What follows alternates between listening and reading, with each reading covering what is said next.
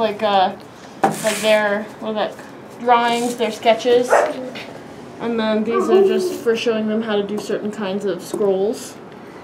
Oh, your students read this stuff? Mm-hmm. Yeah. Oh, neat. Yeah, it's just a good printout of that. For sure. And then I'm probably going to write out because I wrote out how to make a spoon, like a procedure on how to make a spoon so that they can look at it, and it's on the workbench over there. And then they're going to make forks today, too, when they finish. For eating? Yep, spoons and forks. Because I made this, so you use stumps. You can get a stump, and this was the stump that this little anvil was on, but I used it instead, and I made depressions with a hammer, and just different size depressions for spoon making. Oh, where's the spoon? Yeah, and then I cut these when I was in Denver so that they don't have to learn how to work with chisels yet, because it's really frustrating, chisel work. So I just cut those, and that's what they're going to make forks out of today.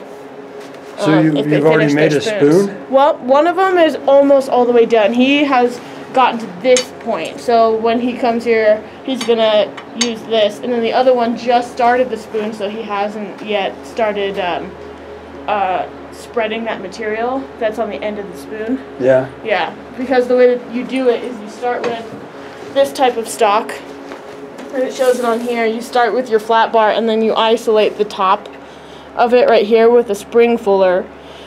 Depending on how big you want your spoon, usually you isolate about that much, but the other guy isolated this much because he wants like a ladle, like a big spoon.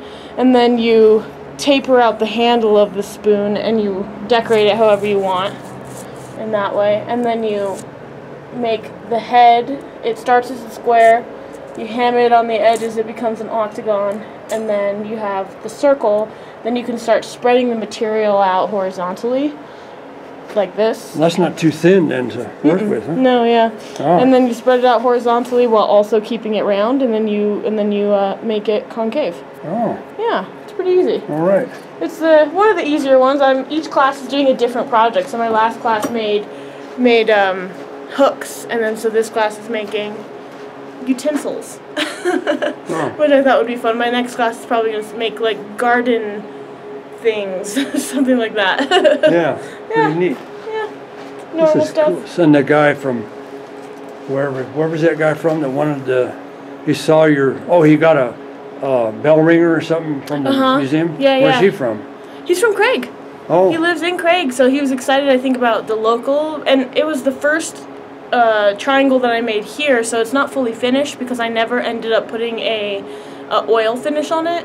So the way you finish it is you put it in the fire until it gets red hot, then you scrape it off, then you put peanut oil on it, or any kind of oil that does not go rotten, and it sits inside the pores of the metal when it's hot, because when the metal is hot it expands, all the pores expand, so you put that oil in it while it's expanded so that when it contracts it's trapped in there, and then you heat it up again but not as hot, and you use beeswax and you coat that, and it just stops it from rusting. Like that black that hook out there, you can see the difference between the two. It's got a beeswax coating on it. Yep, yeah. Peanut oil and beeswax, so you can see the difference. Like this one was never coated with anything, so it's extremely rusted, and then this one I've had outside for a long time, and it's only got a couple spots of rust on it, which means I just didn't clean it up enough. It had too much scale. Oh, wow, that's nice. Yeah, so just the different finish. That's why I've left it outside, so I can show them that it actually works. Yeah. Yeah.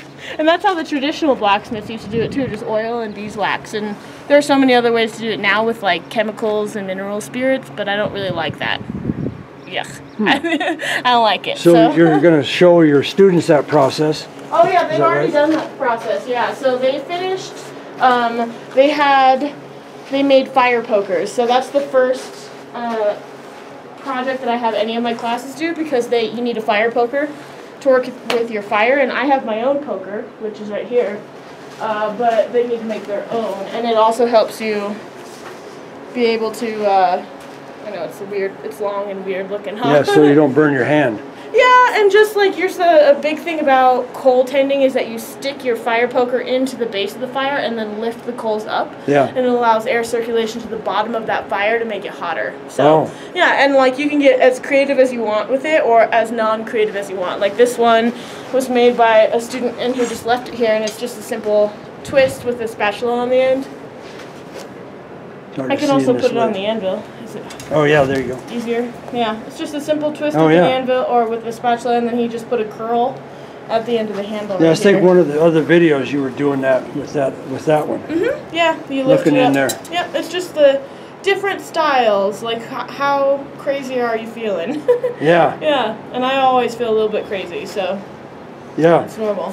But yeah, and so they finished their pokers, like my poker and this poker, are finished with beeswax and peanut oil.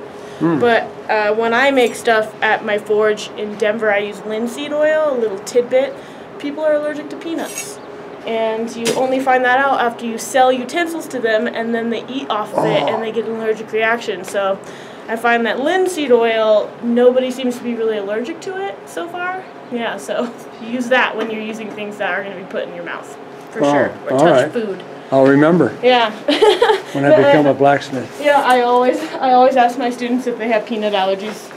And this is that fuller thing that we That's saw. a spring fuller, yeah. So that's where you put your material inside of it, and then you flip it up to where you want to isolate it and hammer down, and then flip to the other side and then hammer down so that you isolate that neck.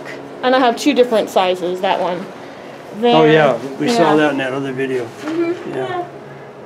Yeah, so they're just getting to use them now, which is awesome.